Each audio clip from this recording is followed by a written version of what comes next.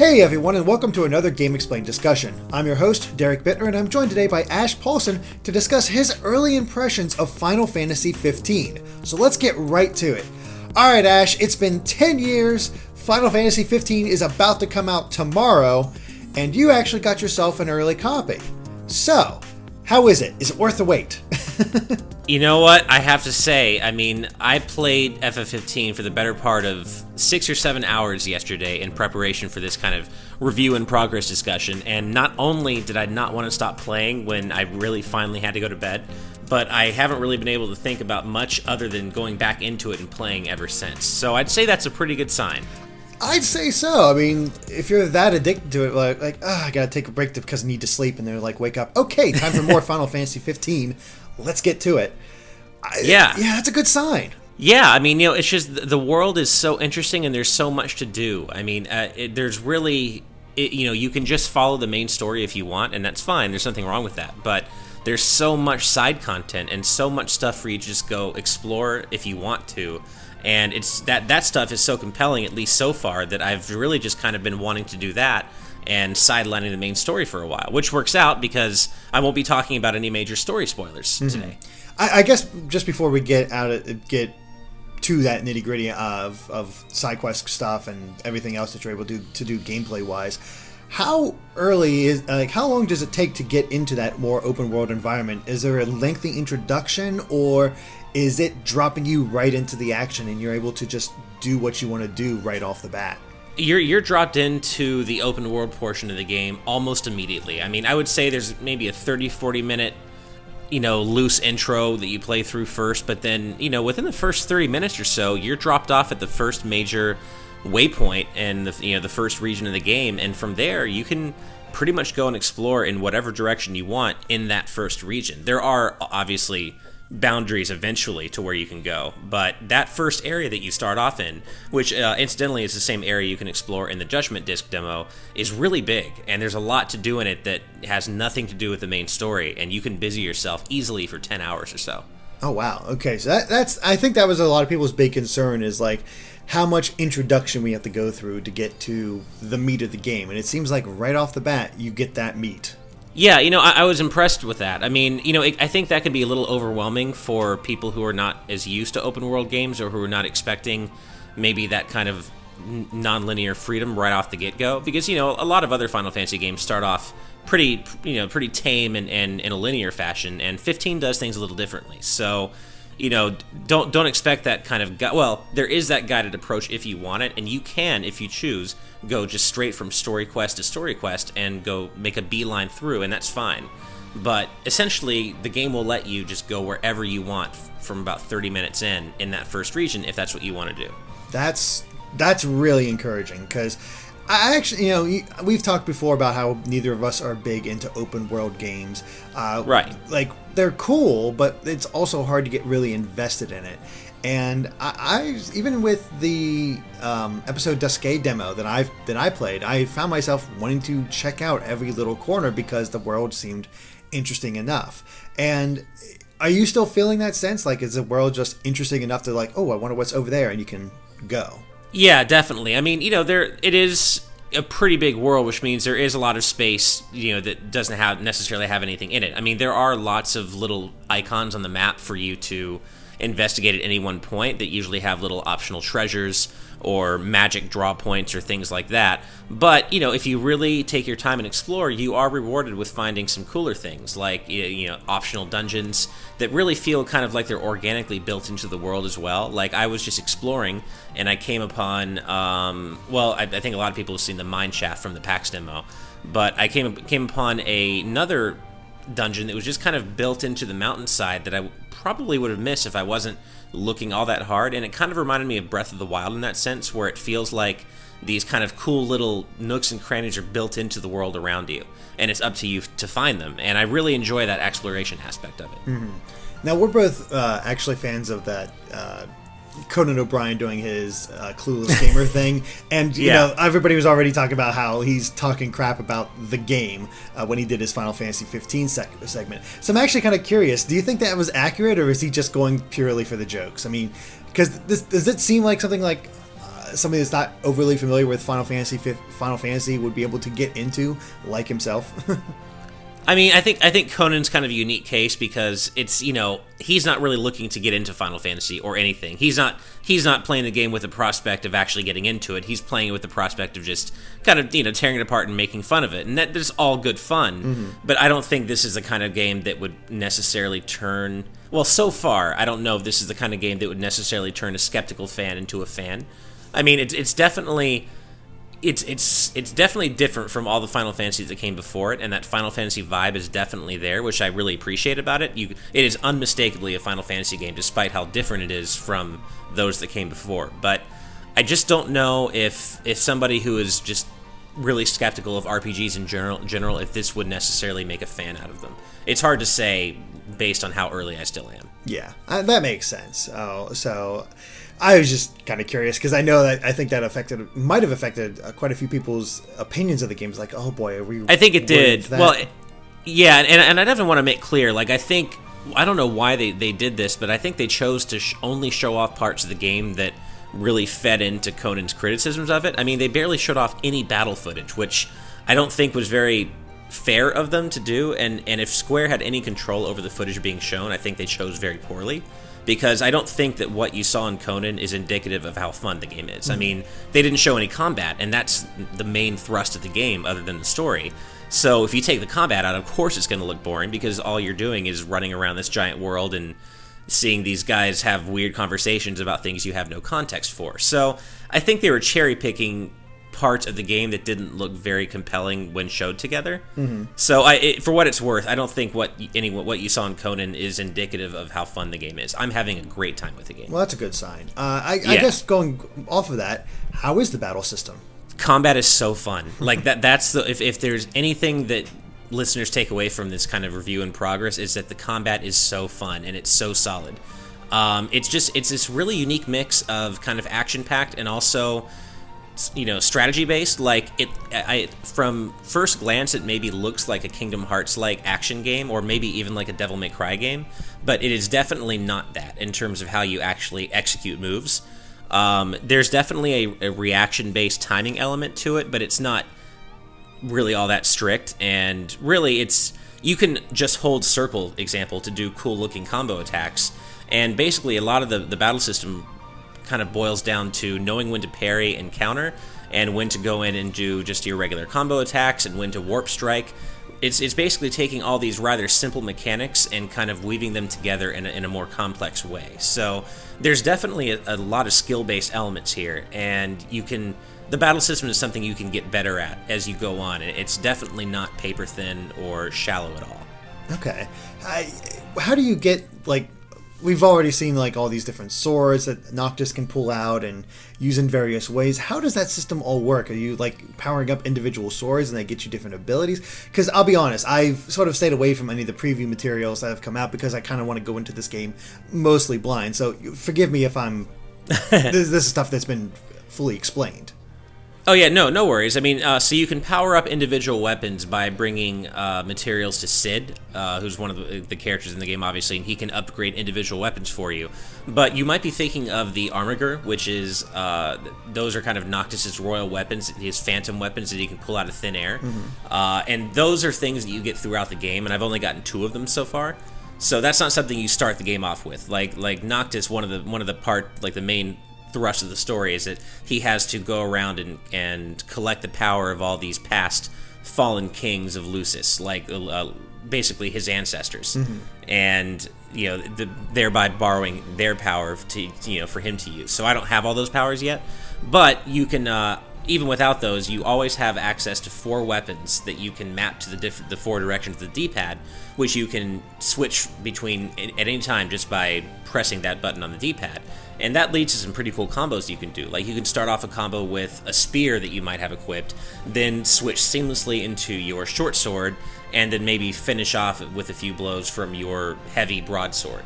And then you can have magic assigned to one of the directions, so you can then switch and use some magic as well. So there's kind of a really kind of a cool combination of things you can do depending on how you assign your weapons and kind of want to switch through them as you fight. Okay, yeah, that sounds pretty awesome. I mean, Yeah. hopefully you can really change up how you want to play, which I always appreciate. It's just giving players that option. How much control do you have over the other members of the party? Or I know you mainly, I think you only just control Noctis throughout the story, but how much do you have any type of control over the others? Like, can you command them in any way, or are they just sort of doing their own kind of AI routes? Very briefly, you can command them to do specific things. So you can have them use items whenever you need them to, or you can have them. Each party member has their own techniques that they use, that only they can use, and you can actually order them to do it every time. There's a tech bar in battle that will fill just automatically, and then using one of your teammates' techniques, depletes one segment of that tech bar. So. But you can order them to do those techniques whenever you want, so long as you have a segment in the bar to use. So you do have a limited control over your party members in terms of specific commands, but you don't typically actually have full control over moving them around. That's limited solely to Noctis. Okay. How much difficulty is there? Because I noticed in the episode Disque demo, I don't think I died once. Like, I went down, but it didn't end because the rest of the party was immediately healing me and got me back up, and I didn't seem to have any real issues or worries about dying. I mean, it's really just a matter of it. There's definitely challenge there. I mean, I wouldn't say it's an easy game. That said, if you get good enough at the battle system, you can definitely start taking on enemy mobs that are of a higher level than yours. But I would say the difficulty ratchets up very quickly depending on how tough a monster you're trying to take down relative to your current level. I mean, I would say that it's very easy for battles in 15 to get out of hand very quickly if you don't know what you're doing. Like, you really have to kind of you have to be thinking on your feet when you're fighting enemies that are stronger than you, or even at the same level as you. Like, I think my party is level 20 now, and I took on a party or a mob of like level 19 enemies, and they put up a good fight. So this isn't something where you can just steamroll through enemies who are like at your current level. Okay. Like, there's definitely a challenge element here, but thankfully you're supported by some really good AI routines. Like, Noctis's party members really come clean on the AI. Like, I'm really impressed by how supported you feel at any one moment and how they can typically take care of themselves in battle pretty well. Which is definitely a necessity in the type of gameplay they're setting up. Yeah, exactly. How are you enjoying like the unique take on leveling? Because I assume that it's still the same way where you earn levels, but you can't, I guess, access them until you camp for the night. Yeah, so basically it's kind of done differently, where you get experience tallied immediately after every fight and every quest that you complete, and you can see it tallied, but then you don't actually get to bank it or turn it in, as it were, until you go rest at a campsite or or a hotel or something like that. So it's interesting. It kind of gives you something to look forward to at the end of each in-game day, and I'm kind of a fan of it. I mean, I don't dislike it either. I don't really prefer or not prefer it either way. It's just how this game does things, and I'm enjoying that aspect of it. It's kind of cool to see your experience that you've accumulated throughout the day just rise, and you know that you're going to turn that in at the end of the day. And it also gives you incentive not to die. I mean, basically, if you get a game over, you have to reload your previous save. So unless you're being really vigilant with saving over and over again, there's a chance that you could lose some progress if you bite off more than you can chew, which, again, is pretty easy to do if you find yourself in deeper than you can handle in terms of an enemy mob that's just kind of overwhelming you quickly. Okay. Wow. How's the enemy variety within, I guess, the areas that you've been to? I would say there's not a whole lot of variety so far, but again, I mean, I'm only in Chapter 2 still. I've been playing the game about 16, 17 hours, and I'm only in Chapter 2, which tells you a lot about how much optional stuff there is to do and explore, if you want to do that. I would say if I was only going from story beat to story beat, I'd probably only be 5 to 6 hours in right now. Maybe, even if that. But, so that kind of gives you an idea of just how much there is to do if you want to go off the beaten path. Mm-hmm. So... yeah, I mean, I would say because I've mostly been localized to this one region, there hasn't been a whole lot of enemy variety so far, but there's been a decent amount, and you start seeing some different enemies too when you take on hunts, which are, any good RPG has. There are several optional hunts you can take on that exist solely for you to take on optional fights and see some cool new monsters and gain more experience in Gil if you want. Yeah. So there are plenty of those. Nice. That's always a nice thing to have, and you get a little worried after a while when you start seeing recolors. So obviously you're too early in the game to start seeing recolors, but it's nice to see that there's good variety.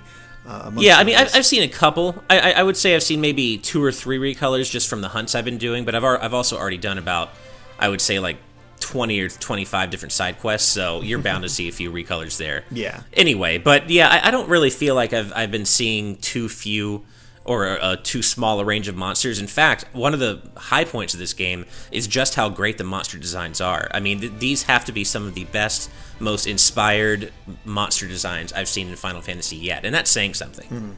I just from the demo itself, again, I have to refer back to the episode Disque demo, but I was really impressed how the goblins looked like classic Final Fantasy 1 goblins. Yeah, they really do, but they look like a really creepy, sinister version of those goblins. Yeah. Like, that's one of those designs I really love. I really like this like sort of callback to the older Final Fantasies, just sort of modernized. And yeah, I mean, this is that strange world where we got these giant monsters, yet there's a highway right over here and a hotel and all that. It's like this modern world and fantasy together, which I guess is something that Square has been building towards with the Final Fantasy series. Well, I mean, even back when this game was known as Final Fantasy Versus 13, one of the taglines was a fantasy based on reality, and that still appears in the game as we know it today, and that definitely bears out. I mean, in a lot of ways, the world that you're playing in, the world of Eos, does kind of seem like our own world. I mean, the initial region that you play through in the game and in the Judgment Disc demo, I mean, that is clearly based on like the American Midwest, or basically, yeah, the American Midwest. It's very, very reminiscent of that, and that's not a coincidence, I don't think. Nice. So, how are you enjoying the individual characters? Are they actually standing out as characters? Are you liking each of them, or are any of them coming across as annoying? Because I have heard that complaint with World of Final Fantasy, where everybody likes the game, but they find Tama and I believe Lon to be quite annoying because of how much they play up their stupidity. Are there any kind of quirks like that in 15? Not to that degree. I mean, I think World of Final Fantasy, to a degree, is a game that kind of lives and breathes on its anime stereotypes, and that's something I love about it. Mm-hmm. And while there is a certain amount of that in 15, just by virtue of the fact that this is, at the end of the day, a Square Enix game, it's definitely a lot less. This is a game that's a lot more serious in tone than World of Final Fantasy, and I think that you can see that just in the game's visual design and how the characters talk to each other. I mean, there's definitely a lot of lighthearted banter and a lot of goofiness, but it's goofiness that's more rooted in reality, if you know what I mean. Like, mm-hmm. I think Prompto will probably end up rubbing a lot of people the wrong way just because he's kind of like the younger, happy-go-lucky, kind of just goofy guy of the group, and he'll probably grate on a few people, but he's nowhere near the kind of like, he doesn't have that anime grating annoyance that Tama does, for example, even though I personally love Tama. So, yeah, I mean, there's definitely some goofiness, and there's some awkward moments and maybe some humorous moments that don't fall flat, or that don't quite land properly, but those are very few and far between, and I have to say the banter between the characters is one of my favorite parts of the game. Like, they really nailed the natural, comfortable banter that 4 friends would share on a road trip. And I think the whole road trip element of that really kind of shines through in the way these characters, who are essentially, they're friends and companions since childhood, so they know each other really well. And that familiarity and that camaraderie definitely comes through. Like, you definitely get a sense of the history and the kind of, emotional distance of these characters, even though we're essentially meeting them for the first time. Mm-hmm. That's good to see, because another example of a character that can be very annoying to some people is Snow in Final Fantasy 13 and his constant hero banter. So good to hear there's nothing quite to that level. Nothing quite like that. No, it's definitely not as being a JRPG from Square, it's always going to be a little tropey, but I wouldn't say it's anywhere near as tropey as 13. Thank goodness. Yeah. One thing I do want to say really quick, going back to the combat for a minute, is one of my favorite things about the combat is just how visceral it feels. There's a mechanic where you can actually break off parts of an enemy's appendages or like a monster's limbs, and there's like this satisfying crunch that happens when you do it. It just feels so satisfying, and that's what I really want to get across. Is that the combat feels very hands-on and very visceral, and just like the feedback you get between the rumbling in your controller and just the sound effects, it's all really well produced, and it really gives combat a very just realistic and kind of almost violent feel, even though there's nothing all that crazy violent happening on screen. It just gives the combat a really just intense feel, and I really like it.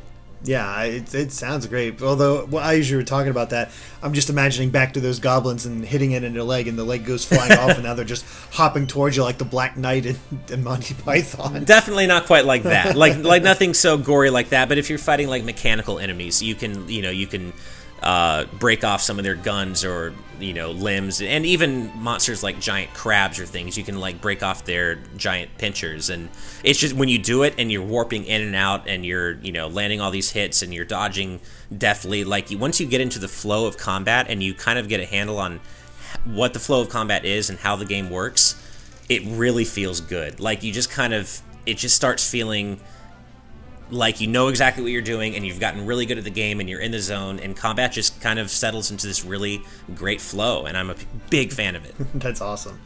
Now, I know one of the things that you were really excited for was the car, and how you can eventually can fly. I doubt you've gotten to the point where it can fly yet.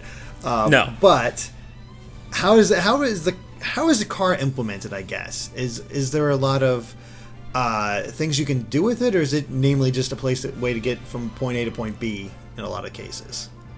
I mean, so far it's generally serving as a place, or as a way to get from point A to point B a lot more quickly than on foot. I mean, the game world is big enough that getting everywhere on foot just isn't realistic, so you essentially have to use the car.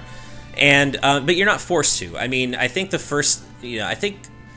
I know there are some scripted story drives where some radio chatter will play, for example, kind of telling you more about what's going on in the world, and those can't be skipped. Those you have to go through the whole drive. But essentially, if you're not into the whole driving or road trip thing, you can fast travel to a lot of places, so you don't have to actually watch the drive play out. But I'm kind of a fan of it. I mean, I've definitely fast traveled a few times to save time on my own, which you're going to have to do, but there's really, I enjoy kind of watching the road trips play out, just because you get a lot of optional banter. You get to listen to some really cool classic Final Fantasy music if you want, and you just get to take in the beauty of the game world, and I think it's a great looking game. And I really do think that road trip spirit is captured in this game, and I say that as someone who loves driving for the sake of driving. I love road trips. I love driving. I have a convertible. I love the open air, and I just love driving for the sake of driving, and that 15 definitely seeks to capture that joy, and as someone who loves doing that, I think this game succeeds at that. Nice. Yeah, that was actually going to be my next question, sort of leading into it. The radio. I know you were psyched about that when they revealed that the radio had all these classic Final Fantasy tunes, so I'm sure you've done this. How much variety is in there? How much representation of different Final Fantasy songs is on the radio? Well, I mean, so far as I can tell, you've got at least all 13 main Final Fantasy games, possibly 14 actually. And so far, I've been able to buy, I think Final Fantasy 1, 2, 4, 5, 7, 10, and 13 soundtracks. So there's still quite a few I'm missing. And there of course, there are other things too. Like there's, I think it's called like, I can't even remember. But there's also in-game music that's based on in-game, like there's like a Lucian radio station where you can listen to Lucian tracks, like in-game music, kind of like that isn't necessarily classic Final Fantasy music. And of course you have Afrojack's Braver in there as well. It's that song from the E3 trailer that very few people liked. So if you're an Afrojack fan and you want to listen to some dubstep while you're driving around, you can do that. Nice. That's actually interesting. So you have to buy the individual radio stations in order to hear that music. Right, but they're super cheap, so you're never going to have to worry about not being able to afford them. And something that's actually pretty cool that they added in the latest patch, like the release patch for the game, is a portable audio player. So you can actually now listen to music while you're just running around on foot as well, which is pretty cool because there's a lot of, being an open world game, there's a lot of time where you're really only just listening to the ambiance of the world around you. And there is music that'll fade in and out as you're exploring, but it's not necessarily constant. So if you're the kind of player who likes to have constant music playing as you explore, kind of more akin to a classic Final Fantasy, you can do that thanks to this portable audio player they just added. That's really cool. I could see people using that quite a bit, just because if you end up grinding or just traveling a long time, just having that extra music is really nice. How many different songs are on each radio station? I mean, it's definitely not every song in each game, but I would say there's a pretty decent assortment of 15 to 20 songs from each game, maybe give or take a few depending on the game. But I mean, generally, you've got most of the major hits from every Final Fantasy game. I think there are a few exceptions. Like, I think I've been hearing that somehow "To Xanarkand" is missing from Final Fantasy X, that's like that game's iconic song. Like, why would you leave that out? But by and large, I think most of the hits are touched upon in the various games. Although I will say, for whatever reason, they decided to use the DS Final Fantasy IV soundtrack for this game, which is so much worse than the Super Nintendo version. Why would they do that? I don't know. Yeah, but just the fact that they have this feature at all is a lot of fun. And again, the driving is something that is there if you want it, and you can chill back and look at the world and kind of take in everything. But there's also fast travel that you can do if you don't want to sit through that. Mm-hmm. How is the music otherwise, like the non-returning tracks, the Final Fantasy 15's own soundtrack?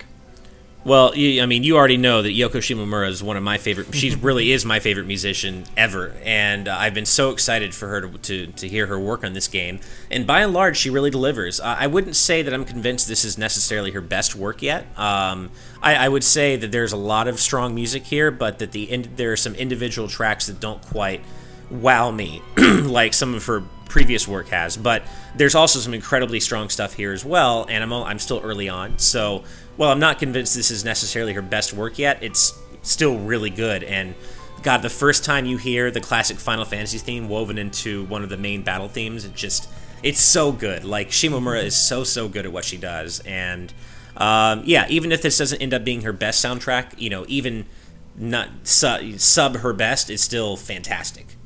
That's good to hear. I somehow I've forgotten that Shimomura was doing the music for this, so yeah, I'm excited to hear those tracks. Okay. And you can definitely hear that Kingdom Hearts sound. Like, it's unmistakable that that's her, her signature style. Mm-hmm. So you'll definitely you hear songs that are like, oh, I could totally hear that in Kingdom Hearts 3. Yeah. Now, you had briefly mentioned how the graphics and how you thought the game was quite beautiful, but let's go into more depth. Did you notice any graphical hiccups, or overall, is this a pretty solid game? Because with it being open world, that does open up the possibility for a lot more bugs and glitches and issues or visual problems. Have you noticed anything like that so far? Totally, absolutely. Like, there are definitely some rough edges to this game that I think you're just going to have to accept if you're going to play this game. Like, I would say that there's a definite lack of polish here in terms of what you might be used to from Square, because this is really their first time making a game like this, and it shows. And as good as the game is, there's definitely this feeling that it was kind of, even with all the development time they had, that their aspirations were so big that there's definitely an element that the game, even now, was barely Frankenstein together in time to make it out by November 29th. Like, and I don't want to say that I don't want to suggest that makes the game bad or that it's unplayable, but by no means is that the case. But definitely within the first 2 hours, I already had noticed some pretty significant visual glitches, like NPCs kind of walking inside one another and like standing in the same place inside each other, which, as funny as it is, definitely can take you out of the world, and depending on how much that bothers you, that could be, a big deal or not. I just chuckled and went about my day. It didn't really piss me off or anything. Mm-hmm. And other things like, occasionally you'll come across an NPC like walking nonstop into a car for like a parked car. Like, they just won't be able to find their way around obstacles very well. It's not all that common, but you will see it, and it is something that exists. So again, it's not something that hinders my enjoyment of the game, but you'll see things like combat animations not popping off quite correctly. Again, it doesn't happen all that often, but it happens often enough that where you're going to be like, oh yeah, okay, this animation didn't go off quite correctly, and Noctis and Gladio just try to do this link-up attack, and they completely hit nothing because it just didn't quite pop off at the right time. Those things happen, and you're just going to have to deal with the fact that, again, due to this game's nature as an open-world game, there are a lot more things that can go wrong like that, and there are a lot more little visual glitches that are going to happen. That said, the graphics here, I think, are gorgeous. I mean, despite the glitches and hiccups that happen, I think the quality of the graphics that you're seeing in general is pretty fantastic. I'm not too surprised, honestly. Like when you get into the open world games, that's usually when those type of problems happen. So yeah. I can't see that as being a huge problem for me, just because you're sort of used to it. But I can definitely see how that would take you out of the game. It's like, we're in this magical fantasy world, and those people are like inside one another and not in that way. yeah, and I mean, when that's a fair criticism. When you're playing a game that has been in development for the better part of 10 years, and you see those little things happen, it's easy to get into the mindset of like, God, they had all this time to fix these little things. What are they doing? And that's a fair criticism, but at the same time, I feel that this game is getting so much else right so far that I can forgive some fairly significant visual glitches that happen here and there. Mm-hmm. Are there any other issues that you've had with the game in your playtime beyond these graphical problems?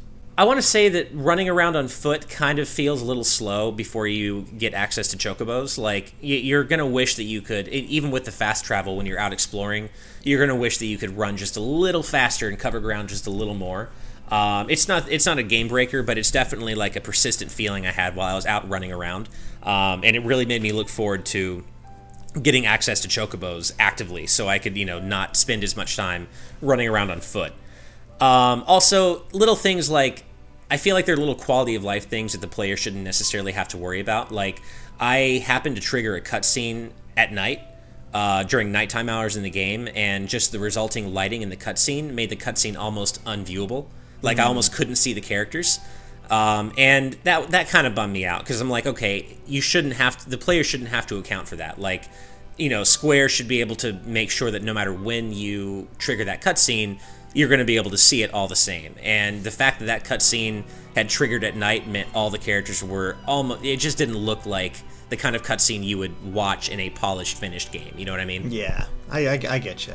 So little things like that. It's just like those things kind of contribute to the idea that the game still was a little Frankenstein together at the last minute, despite the fact that it's so impressive in so many ways. Okay, so I mean, it just sounds like little issues here and there, nothing major that you've come across yet, which is a good sign. It's not surprising to have just little issues, honestly.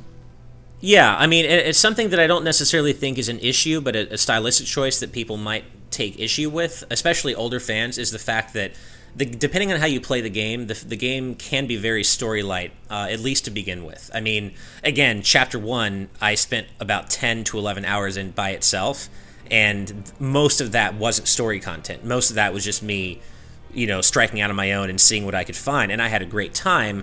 But if you're expecting something along the lines of Final Fantasy X or 13 or even like 6 or 7, where you're kind of funneled from story beat to story beat directly, you can play the game like that if you want, but if you're here to see everything there is to see and do everything there is to do, there's going to be long stretches of time between story beats where you're not really advancing the story. You'll see side quests, and those are cool, but you're not really going to get a lot of main narrative content, depending on how you play the game. And that could run counter, I think, to a lot of expectations from, older fans of the series. So that's just something I want to make clear. It's not necessarily a flaw, but it could be, depending on how you want to play this game. Mm-hmm. Okay, I can understand that. But, I think we've covered most of the major beats of Final Fantasy 15. Is there anything else that you'd wanted to bring mention to? Yeah, I would just mention really quick about the character progression system in Magic really quick. Okay. So the character progression system is called the Ascension Grid, and it essentially looks very much like the Sphere Grid from FF10 or the Crystarium from FF13. And essentially it just works in kind of in the same manner, where you gain AP for doing various things in the game, like winning fights or, finishing side quests, things like that, or main quests, and you spend these AP on different abilities and power-ups for all 4 characters. And these can either be passive abilities, like raising a character's strength or magic points or whatever, to new techniques for Gladio and Prompto and Ignis, or new things that Noctis can do that you have direct control over. So there's a pretty good spread of things that you can, different ways you can power up your characters. And what's kind of neat about it is that, unlike the Sphere Grid and Crystarium, where you're kind of funneled along a linear path until a certain point, really kind of, just as I said earlier about the game kind of dropping you into the first major open region and letting you go off into the first 30 minutes, it's the same with the character progression. I mean, you have full unbridled access to the whole Ascension grid from the get-go. So you really genuinely do have complete control over how you want to develop Noctis and his party. And so if you want to focus on things that you can do as a player that you have direct control over Noctis, you can do that. New abilities and new cool things you can do, like taking another step in the air after you do an air combo, you can do that. Or you can focus on powering up your link attacks with your teammates, or you can focus on powering up magic or healing. So really, you do have full control from the get-go of how you kind of want to develop your own individual playstyle, and I really like that. I can see a lot of people really enjoying that. Again, that customization aspect of developing however you want to. Yeah, and I mean, that really could not be more different from Final Fantasy 13, which, as you'll know, and you've kind of chided me for this, that's a game that I really liked. I know that runs counter to popular opinion, but I really enjoy that game's kind of guided linear approach. But it definitely seems like Square listened to the complaints levied toward that kind of experience and addressed them by virtue of the fact that you really have complete control from the get-go of how your characters develop. And from what I'm hearing, I haven't played, of course, the whole game, but I'm hearing that really the more linear stuff comes in the second half of the game, which I think could actually end up being to the game's strength, because, as the story stakes, or as the stakes are raised in the stories, you play further in the game, naturally you're going to want to be funneled more toward those big story beats, more toward the end of the game than you would at the beginning of the game. Yeah. So there's that. And also, I'll just touch on magic really quick. Magic is not something I'm not sure how I feel about yet. On one hand, it's really powerful and bombastic and looks impressive, and it's fun to use in that sense. Like, they're almost thrown like grenades in a third-person action game, if that makes any sense. Like, it's not like it's not like Noctis stands there and chants and fire appears. Like, literally, he has like a ball of flame in his hand, like a magic flask, and he throws it and it explodes like a grenade would in like an Uncharted game, for instance. And that's pretty cool because they feel really powerful, and there's also friendly fire with spells, so you have to be careful with where you use them because you can also hurt your friends. Oh, jeez. But at the same time, I feel like magic isn't really worked into the combo system very well. So while you can pull off these really cool, elaborate combos where you're switching seamlessly from weapon to weapon, with magic you kind of have to take a step back and really consider it, so you can't just weave it into your combos like you would perhaps see Noctis doing in the Omen trailer, if you've seen that. And that was kind of something I hoped would be worked into the game, and it wasn't. So magic is a little slow and methodical to use, and not quite as fast as I would like. And again, like, you're drawing magic from the environment, kind of like in Final Fantasy VIII. Like, you're not necessarily learning magic in the traditional Final Fantasy sense, and it seems like there are only really 3 base types of magic, which are fire, blizzard, and lightning, and those can ratchet up in power and appearance as you power them up when you're making the spells, but there doesn't seem to be a whole lot of variety in magic. So I'm kind of halfway on the magic. I like parts of it, but I don't like parts of it. And I can't quite decide how I feel about this game's approach to magic yet, so I don't know. I'll definitely be able to say more as I finish the game, but right now I'm kind of mixed on it. Okay, that makes sense, and I can definitely I can definitely see your points from the I forget what the demo was called, but the second demo that they released, where you play as young Noctis and you had like toy versions of a lot of the magic spells. So yeah, I can definitely see what you're coming from there. I was just going to say, if you played the Platinum demo and were turned off by that, like everyone was, rest assured that the game, like the actual game, is nothing like the Platinum demo. I don't know what they were thinking releasing that demo. It left such a bad impression on people, and it's not indicative of how the game actually is. So, just know that if you were turned off by it, don't worry, it's not like that. And one more thing I wanted to note is that I've been playing on the PS4 Pro. I was able to sell my old PS4 for about half the price, and so I took the plunge because I'd heard that the PS4 Pro really did improve this game's performance, and I have to say it does. I have a 1080p TV, but even at the 1080p level, I'm seeing significant differences between the Pro and the original PS4. So if you have a Pro, that's something to really look forward to with this game. If you don't, it doesn't mean that FF15 sucks on the original PS4, but you're definitely getting a better experience on the Pro. Okay. So, yeah. So far it seems mostly positive, which is a good sign. Obviously, we're still early on, so it could change, but knowing you, I don't think that's going to happen. Exactly. Any other final thoughts, or that pretty much gets your ideas out, your opinions out about Final Fantasy 15 right off the bat? I think that's pretty much it. I would just say that I'm looking forward to seeing how the story develops, and I'm hoping that the story kind of ratchets up in intensity and the way it's delivered as the game progresses, because I'm definitely hungry for more story stuff to happen, but I can also see where there's a possibility that the story stuff might not be presented in quite the most polished way. So I'm excited about the story, and I like the world and the characters, and I'm excited to see how it develops, but I could see where it might not develop in the best way. So I'm going to wait and see on that. But so far, what I've seen of the story, I'm excited about, and I'm excited to see where it goes. Cool. All right, I think that covers it for our Final Fantasy 15 discussion, so thank you for watching, and if you like this video, be sure to like us on Facebook and Twitter at GameXplain. And of course, be sure to subscribe to GameXplain for more on Final Fantasy and other things gaming too. Until next time, bye.